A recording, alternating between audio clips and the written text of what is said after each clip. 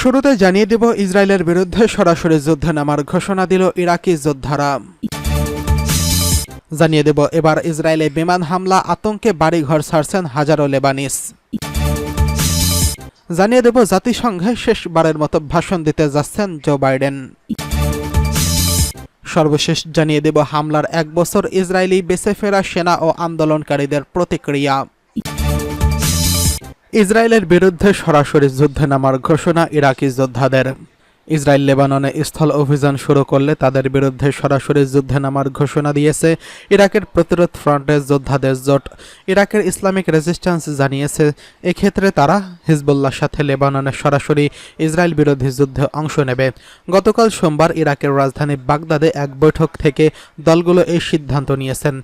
ইরাকি প্রতিরোধের একজন সিনিয়র কর্মকর্তা লন্ডন ভিত্তিক আল আরবি আল জাদেদ নিউজ আউটলেটকে এই তথ্য জানিয়েছেন। কর্মকর্তার মতে, বৈঠকে কাতাইব হিজবুল্লাহ, হারাকাত হিজবুল্লাহ এবং আল নুজাবা এবং কাতাইব সাইয়দ আল সুহাদা এর মতো গ্রুপের কমান্ডার এবং প্রতিনিধিরা উপস্থিত ছিলেন। বৈঠক থেকে কিছু সিদ্ধান্ত নেওয়া হয়, যার মধ্যে প্রধানত গুরুত্বপূর্ণ হল লেবাননের স্থল অভিযান শুরু করলে হিজবুল্লাহর সাথে সরাসরি যুদ্ধে যোগ দেওয়া। ইসরায়েল 7 অক্টোবর থেকে গাজা উপত্যকায় গণহত্যামূলক যুদ্ধ শুরু করার পর থেকে লেবাননের উপর তাদের আক্রমণ উল্লেখযোগ্যভাবে তীব্র করছে। সোমবার ইসরায়েলি যুদ্ধবিমান লেবাননের শহর ও গ্রামে ব্যাপক হামলা চালায়। অভিযানগুলি এই পর্যন্ত 35 শিশু এবং 58 নারী সহ কমপক্ষে 492 জন নিহত হয়েছেন। আহত হয়েছেন 1645 জনেরও বেশি মানুষ।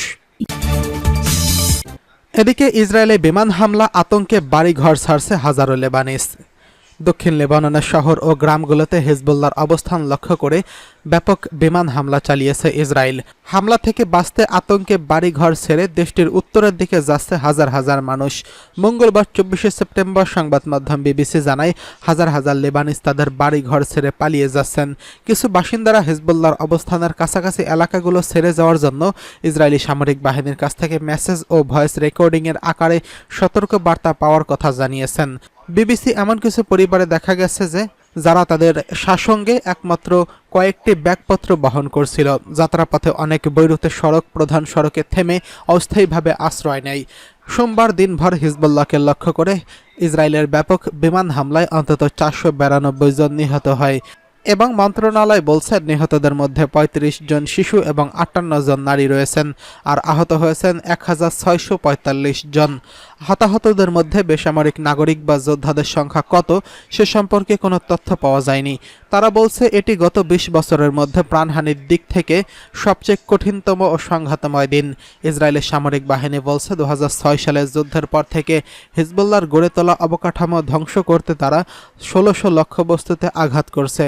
ইসরায়েল হিজবুল্লাহ লক্ষ্যবস্তুতে হামলার দাবি করলেও লেবানন বলছে, তাদের হামলা বেশিরভাগ লক্ষ্যবস্তু ছিল আবাসিক ভবন। এদিকে মঙ্গলবার রাতেও হামলা অব্যাহত রেখেছে ইসরায়েল। জবাবে ইসরায়েলের উত্তরাঞ্চলে লক্ষ্য করে 200 রকেট ছুড়ছে হিজবুল্লাহ।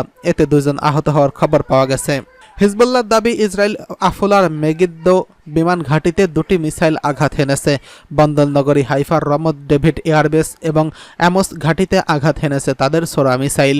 এছাড়া দক্ষিণ সীমান্তে 37 মাইল দূরে অবস্থিত বিস্ফোরক কারখানা ঝিকন ইয়েককে হামলা চালিয়েছে তারা। এদিকে জাতিসংঘে শেষবারের মতো ভাষণ দিতে যাচ্ছেন জো বাইডেন।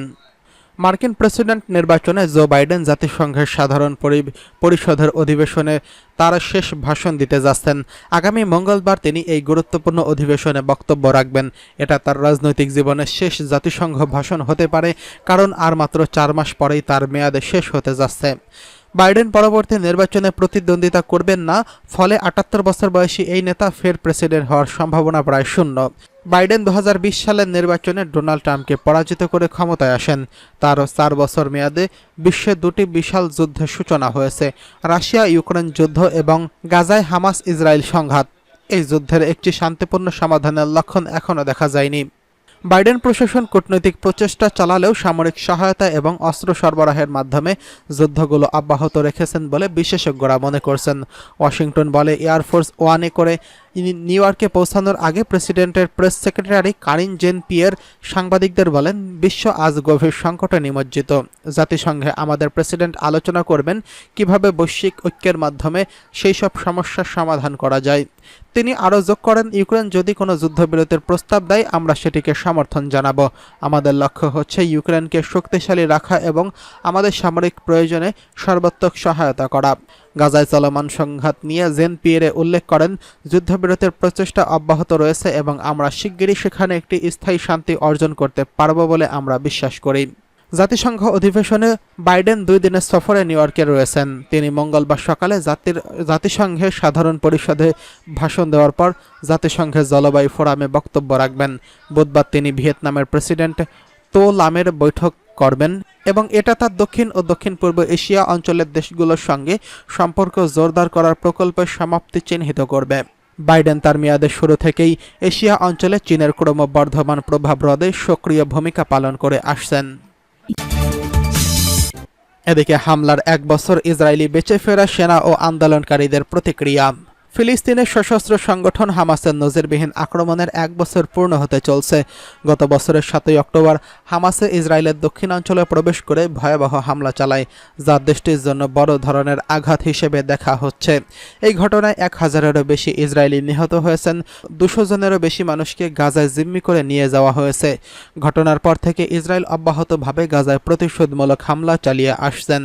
হামলায় এখন পর্যন্ত প্রায় 41,000-এরও বেশি ফিলিস্তিনি নিহত হয়েছেন এবং আহত হয়েছেন প্রায় 96,000 মানুষ। এই সংঘাতে 1 বছর পূর্ণ হতে চললেও গাজা যুদ্ধ এখনও শেষ হয়নি। এই প্রেক্ষাপটে 3 জন ইসরায়েলি নাগরিক তাদের জীবনের পরিবর্তন নিয়ে বার্তা সংস্থা এএফপির সঙ্গে কথা বলছেন। কেউ যুদ্ধ থেকে মুক্তির আশা করছেন, আবার কেউ দেশ থেকে রাজনীতি নিয়ে হতাশা প্রকাশ করছেন। ইসরায়েলের রিজার্ভ সেনা কর্নেল এরেজ রেগেভ যুদ্ধের প্রথম দিকেই গাজায় যান।